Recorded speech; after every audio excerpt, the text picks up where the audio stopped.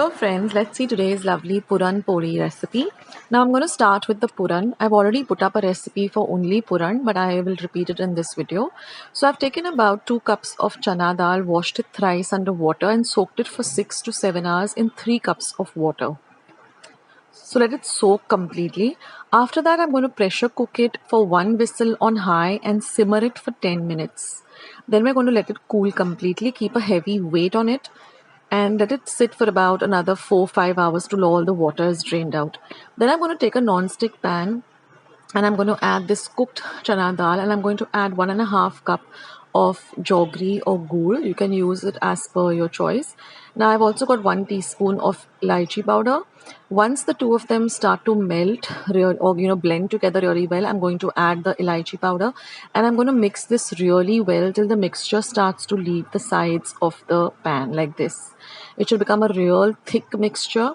And if you see when I stir, it starts to leave the sides of the pan very easily and it all comes together. So then your puran is ready. We're just going to let it cool completely before we start to make the puran puris.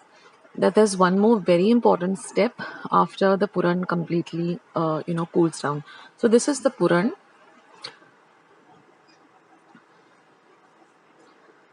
So the consistency should be like this, that you should be easily able to make a ball with it.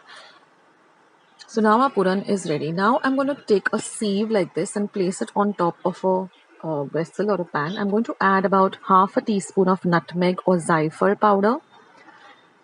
And now I'm going to mix the whole thing really well and run it through this sift or sieve, which has very fine kind of openings.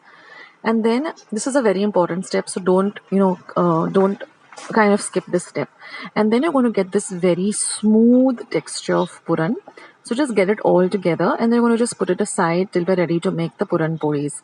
Now here I have 1 cup of all-purpose flour or maida, to which I'm going to add 1 cup of whole wheat flour. Now I'm going to add a little bit of salt to taste. Now if you want, you can add only whole wheat flour, 2 cups of whole wheat flour or 2 cups of all-purpose flour. The choice is yours. And I'm just going to add a few teaspoons of hot melted ghee. This will give it a very nice elastic texture. So it becomes very easy to roll out the puran poris and they don't break. Now mix all of this really well together. That is both the flours, the salt and the ghee. And we're just going to add a little water at a time and knead this to a very soft, smooth, elastic kind of dough.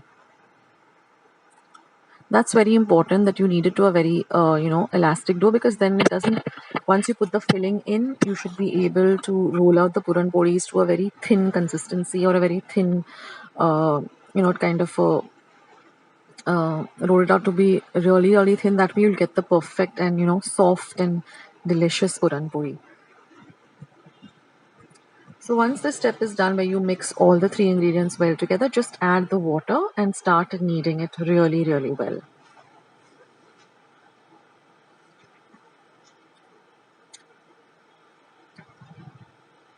So those of you who have never tried to make puran puri, try this out, guys. It's super simple. So now you can see that I'm adding a little water at a time. So maybe I used about 1/4 cup of water, not a lot of water. And then just add a few drops of ghee and knead it very well.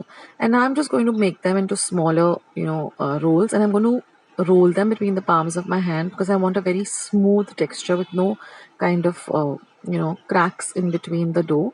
It should be very smooth. So now I have my puran ready, I have the dough ready, I have a little bit of flour and my ghee or clarified butter ready, and I've got my pan heating up.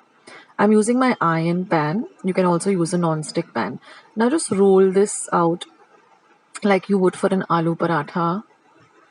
And then just put this in the middle and then just hold it like this and get all the ends together. And then take off the top. And then just press it down.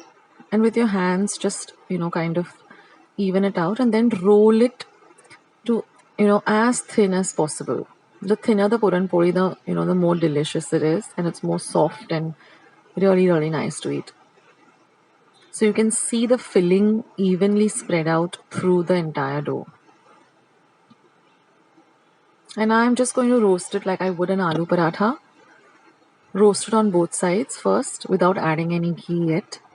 Let it puff up nicely on both sides. Like this, and only then add a few drops of ghee and your puran puri is all ready. And the ideal way to have it is to put a little bit of ghee on it and a little bit of cold milk or warm milk, the choice is yours, and then just crush it up and enjoy. So I hope you like this recipe. I hope you give it a try. I'll catch you in my next video. Bye.